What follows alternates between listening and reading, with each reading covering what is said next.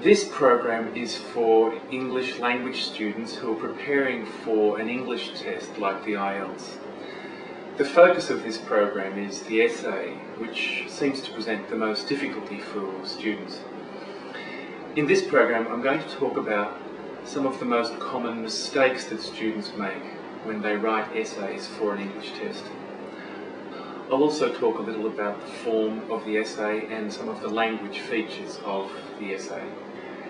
In the last program, I wrote a short 5-paragraph essay with a 1-3-1 structure, with an introduction, 3 arguments and a conclusion. So the stages of this essay are marked on the left. The writer in the introduction gives their position statement. In the body of the essay, they express 3 arguments, and then in the conclusion or final stage, the writer restates their position. So we'll keep this in mind while looking at some of the most common mistakes that students make when writing English essays. The first mistake students make is writing without a clear position, that is, no position statement. In other words, the writer has read the question and probably not understood what the question was about, and proceeded to write their essay response without clearly expressing their position on the subject or issue. Let's look at an example. Should education be free? There are people who say that it should. There are others who say that it shouldn't. If it is free, then everyone can go to school. That's a positive result. But what if it isn't free? People have to pay, and if they have to pay, they may not have enough money to finish their schooling. But if it's free, then the people who provide schooling, the teachers and managers, will not make money. So therefore, education should not be free. It's not really fair if people who work in schools don't get paid. But then again, if people have to pay, maybe they won't come to school, and then the teachers will not get paid. So it won't matter. So should education be free? I say that it should be free, except where you have to pay, and then it should be like a business. Okay, that might seem a little crazy, but I have read essays like that, and if you write an essay like that in an English test, you will lose marks.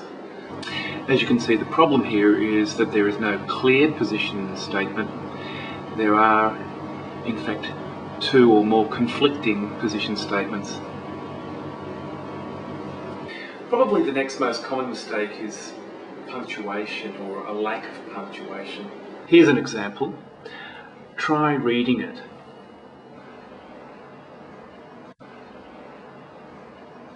I won't go on. The solution is obvious. Learn a few punctuation rules and use them. This next problem is related to the punctuation problem, and that is no paragraphing. Paragraphs are like punctuation marks in an essay. They tell the reader when an argument is complete. Without paragraphing, an essay can be very difficult to read, and the development of arguments very difficult to follow. Let's look at an example. You can see that there are no paragraphs, and this makes it very difficult for the reader to know where an argument begins and ends. In an English test, you'll lose marks for this sort of thing. It's not difficult to leave a line between each paragraph so that your arguments are clearly separated and easy to follow. That's the solution here.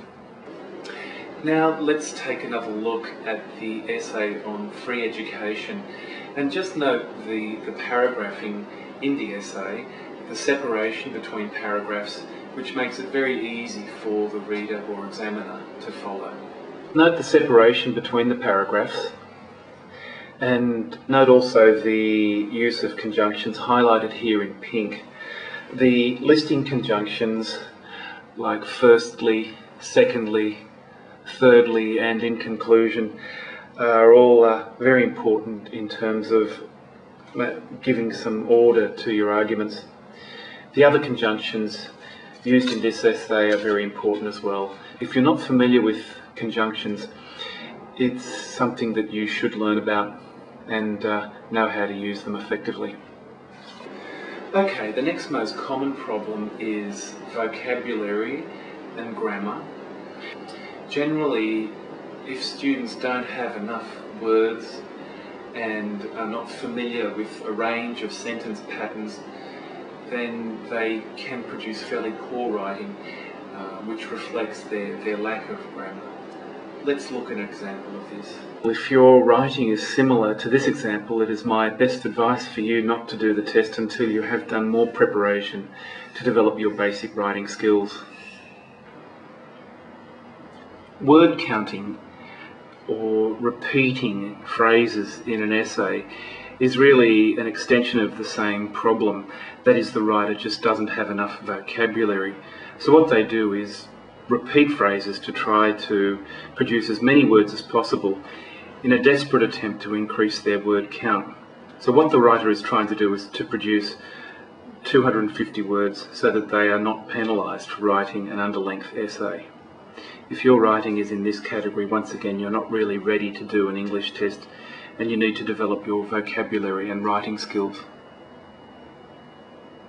The last problem I'm going to talk about is the use of spoken language. Spoken English is really the wrong way or the wrong mode to express your ideas in an academic text like the essay.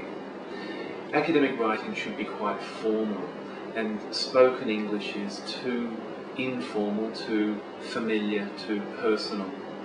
Let's look at an example of this. Hey, I think education should be free. Don't you think so? If you think about it, it makes sense. First of all, if education is free, we can all go to school. That's cool. I mean, it doesn't matter if you're black or white, rich or poor, fat or thin or anything. We can all go. That's real democratic, like everyone is equal, get it?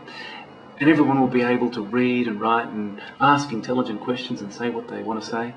And another thing, if we can all get educated, we will all become smarter, and then we can do the same work twice as fast. Don't you think that'll make the world a better place? Okay, I won't read on, but I think you get the idea. The solution here is to use more informal, impersonal language. Avoid using the first person pronoun I, and try not to use the second person pronoun you too much. Remember, academic writing generally uses more complex noun phrases and technical nouns. The nouns and noun phrases have been highlighted in blue, and you can see some of the expressions, they are quite long noun phrases, like a number of social and economic reasons for free education, restrictions on access, and so on. I think you get the idea. Academic writing tends to use more technical and complex noun phrases. Generally speaking, academic writing uses more scientific language, more technical nouns and noun phrases, and in part this is to be more precise when expressing complex ideas. But additionally, the use of technical nouns and complex noun phrases sounds more authoritative and therefore is more persuasive. And remember, the purpose of an academic text like an essay is to persuade the reader to appreciate your point of view.